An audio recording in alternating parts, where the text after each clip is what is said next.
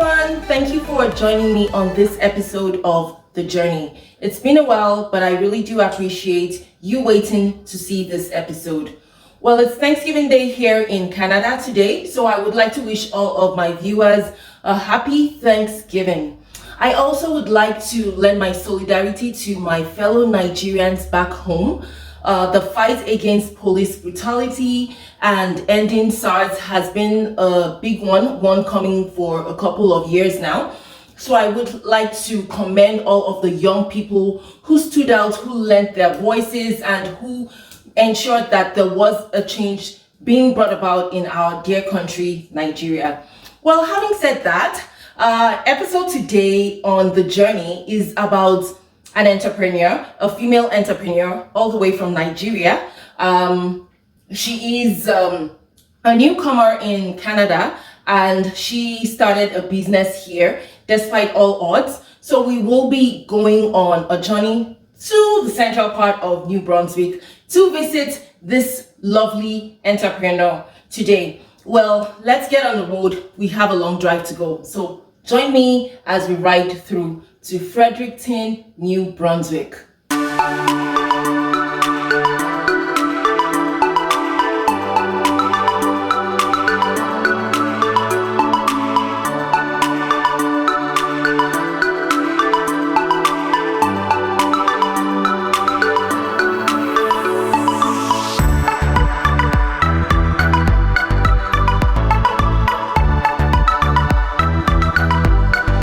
So here we are in Fredericton, New Brunswick. This very talented woman who actually started a journey far back in Africa, Nigeria, where she started on a different career but found a need in an entirely different continent and country and decided to follow her dreams. Her journey is one that is really inspiring, is really beautiful, and it's one that gives hope to so many others who desire to start on something new. Join me as we welcome Bolaji. Bolaji Akintola is an accountant by profession. She has worked several years in the banking sector while she was in Nigeria, where she managed operations across several countries. She is a mother of 2 lovely children and lovingly supported by her dear husband. We will be listening to Bolaji as she takes us on her journey of entrepreneurship as a newcomer in Canada. My name is Bolaji Akintola, and I manage Divine African Markets on Luna Street, Fredericton, New Brunswick. I started the business in April 2018 when I relocated with my family to New Brunswick as a skilled worker. I'm an accountant by background, but I have passion for entrepreneurship. So when I was coming to New Brunswick, I asked friends about the place. I wanted to know what New Brunswick looks like, because prior to that I didn't know so much about the province, and one of the information I got was they didn't really have varieties of African food. Immediately I knew that was an opportunity for me to tap into that business. So landing in April 2018, I came straight with food stuff to sell. So out there I started immediately. I landed. I started selling from the house, and I would just tell people, I'll tell blacks, anyone I see around, I'll just tell them I'm selling African food, and that was how I started. Oh, so this was something that you started right from your relocation to Canada? Yes. In fact, when I was going to land, I remember I was telling my husband I want to land with a container load of food. Wow. And when I look back to think, saying that, I still laugh at myself, going to a new country and you want to go with a container, and my husband said, you don't even know what the country looks like, won't you even get there and see what the regulations are? I spoke with my mom, who is also a business person, and she said, no, you don't rush these things, you take it step by step, you have to start small and then grow the business. And so I knew I couldn't start big, to start small so I would learn. So I started from day one with food stuff I came with. I started selling from there. Afterwards, in June, the business was registered. June 6, 2018, the business was registered legally. but we decided to hold on to the physical store because of the cost of running a physical store in Canada. So we started from the house, and it was small, but it was growing. Also, you actually registered the business that same year you... Yes, just 2 months after. Okay. I registered the business, and I started making inquiries. I started my business plan, because you can't start a business without having a foundation. So I needed to have a business plan. So I developed a business plan. I spoke with Statistics Canada to get the statistics of nationalities in New Brunswick. Okay. I got different information, and I used that to build my business plan. I saw there was an opportunity in it because New Brunswick is a fertile ground. Right. It's a province that has a need for immigrants, and as at that time I realized a lot of new immigrants were from Africa, specifically from Nigeria. In a new country, you want to eat what you're used to, especially when you move to that country as an adult. Right. So I knew that need was going to be there. So immediately I started, I would tell anyone and everyone that I was selling foodstuffs. After I started the business plan, I also attended different seminars. I went to Planet Ash. Planet Ash is in Fredericton. I met a couple of people there. I attended different training sections, and I started checking all the custom, the laws of Canada, what you need to have to import to Canada. I would call Canada border, I would ask questions. I knew I needed to set the foundation right. So while you were doing all of this, did you get any support from the government? Because I understand that New Brunswick actually assists entrepreneurs when they want to start their businesses. Did you get any support in terms of direction, in terms of how to start, especially because you were arriving in the country as an immigrant, I mean as a first time, and you were going to start this business for the first time? Did you get any support from the government? In terms of financial support, no. Okay. Because I remember when I met with the staff at Planet Ash, I was also told that the business, since it requires you to import, it was a risky business. So they were a bit skeptical financing it, but I believed in the business and I didn't want anything to stop me. And that was why I decided to start small. With the support from my husband, we decided to put our resources together, and we started with what we could afford. In terms of seminars, I was able to get different information. In terms of information on licensing, as at that time, I didn't have enough. But I kept calling Service New Brunswick, I would call Corporate Registry, I would call Canada Border Service, because they didn't have a one-stop place to get all the information. But I knew I would go all out to get what I need. Afterwards, a new link was developed, BizPal, and you could get all the information from there. There's no business without its own challenge, and I experienced different challenges when I started in 2018. One of them is cost of shipping. I remember then I would do air cargo, and the cost of shipping would be more than the cost of selling the goods in Canada. When I look at the prices of those goods in few stores that sell those products, I realized mine was extremely high. I had to reduce the prices, and that was a loss. I made a lot of losses in the first few months when I started.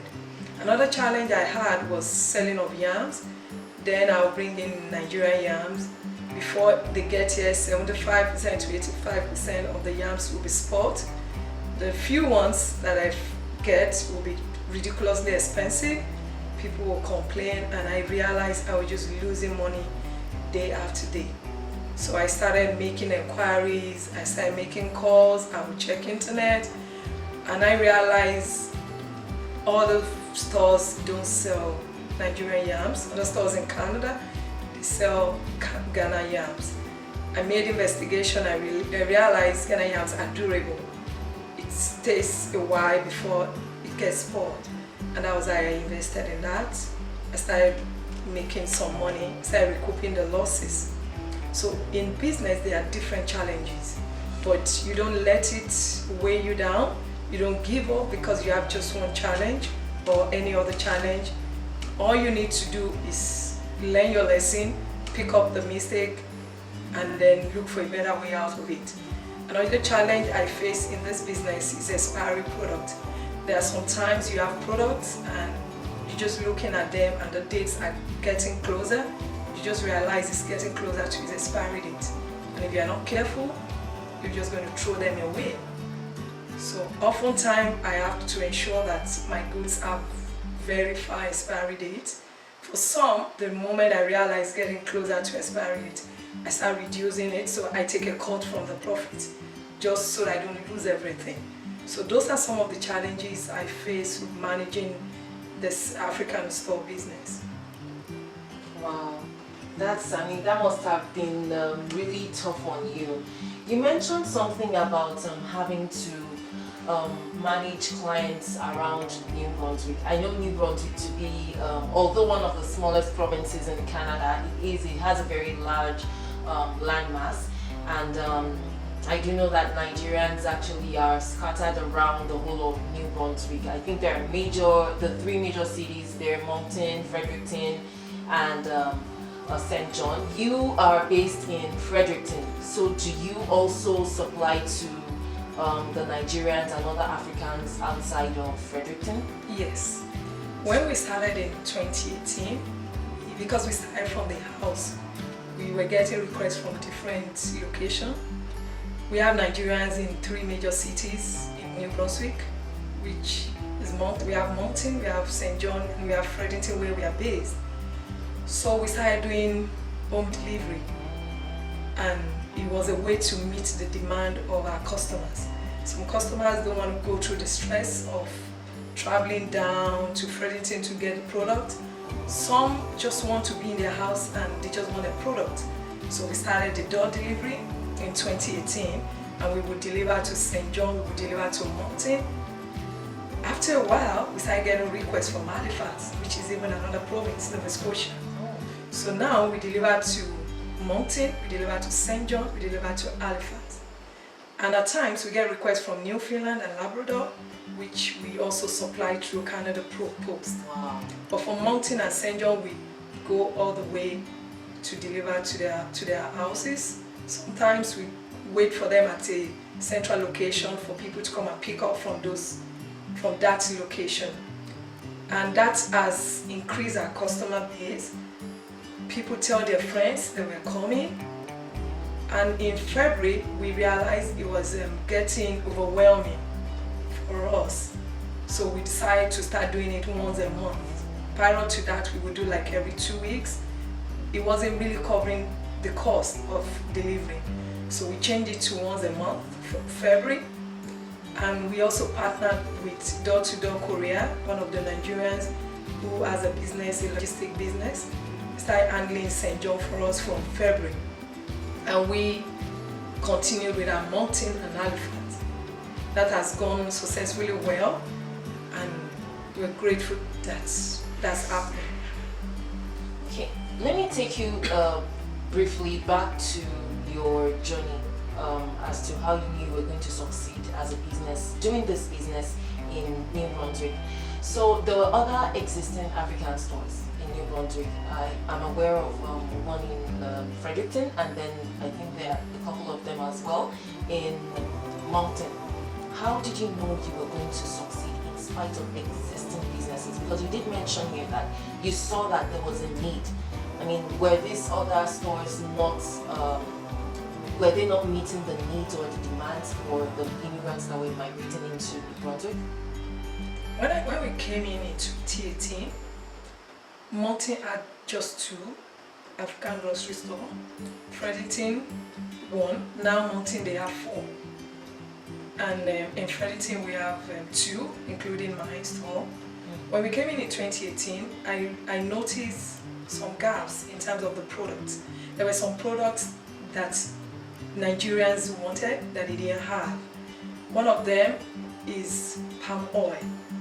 I noticed the palm oil that was common in New Brunswick wasn't the ones an average Nigerian would want. So I did my research and I realized there were some gaps. There were some food products I couldn't find in any of those stores. So I knew there was an untapped opportunity in that area. I looked at the charts of immigrants that were coming to New Brunswick. We have a lot of Nigerians. Even till now, keep seeing new faces every day. So I knew Nigerians were going to keep coming. I knew other parts of Africa were going to keep coming. I knew that opportunity was there. So I wasn't bothered because we had other stores. I knew that needed to be met. And when we started the store, we started with just Nigerian products.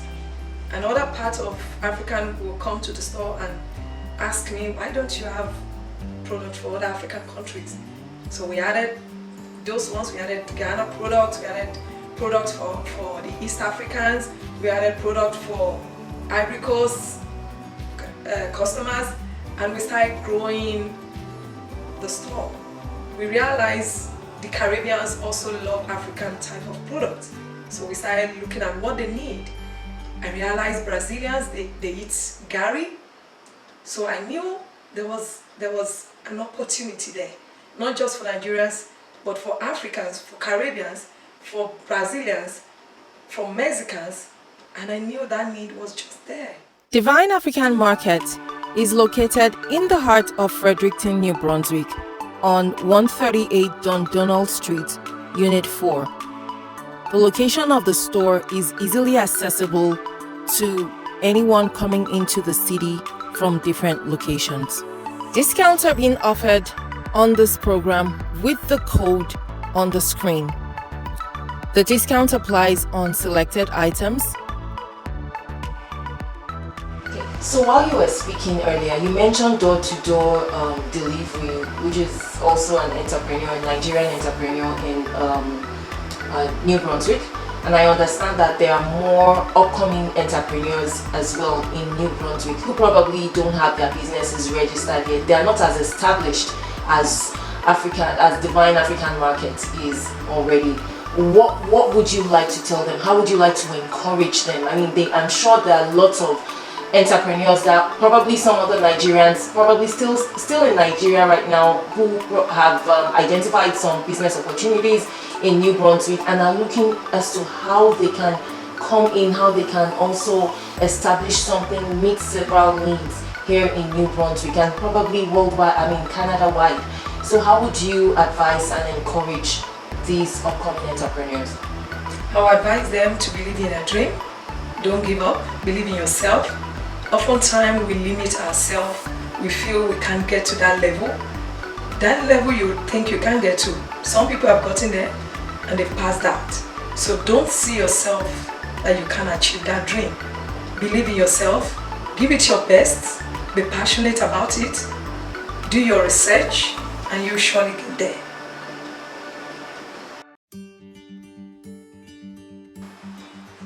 Okay, so what has kept you going? I know this can be really demanding, it can be really time consuming. You have a family to cater to, you have a full-time job, you have other needs, you have your personal life, and then you're having to do this on a large scale. What has kept you going? What has been your driving force? Number one is God. I start everything with God. When I'm doing any shipment, when I enter the store, I pray. I believe there's nothing I can achieve without God. So I pray to God when I'm doing any shipment, when I'm selling. I always put God first. And number two is my husband. I don't know how to thank him enough. He's always there to support. Even when I'm down emotionally and I'm like, oh my God, are we going to have another loss? He just tells me, don't worry about it. We'll learn a way to avoid it. He's always there for me. Even when we have some delays in shipping or delivery, he just tells me, don't worry, I'll go and deliver. It goes as far as Halifax. It travels 4 or 5 hours driving, and he'll tell me, don't worry, I'll do it. He's my one supporter. He's always telling me, Bolaji, calm down. Everything will be resolved.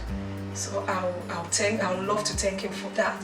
it's not easy to be married to someone when you have a woman who wants to put hands in different businesses. So I know it's a lot on him, but he's always there for me. I'm grateful to God that I have him as my husband. My children are always there to support. At times my daughter is at the store to help out. She's learned different things at the store now. So I'm grateful to God for my family. I'm grateful to God for my mom. She's always calling to know the status of the store. So I'm grateful to God that He's giving me great people to surround me. Thank you. Thank you so much, Bolaji, for sharing your very beautiful story with us. It's been very inspiring. We are really glad to have you and to hear your story and share it to the world. Thank you so much. And so there we are, done with this. If you are looking to shop with the Divine African Market Store, they are located on 138 Donald Street in Fredericton, New Brunswick. And just in case you are one of those who love to shop from the comfort of their home, the details are right on the screen. You can definitely reach out to them, and I'm sure you would get your own foodstuff and African products delivered to your doorstep. Well, thank you once again for joining, and I do hope you join us again on the next episode.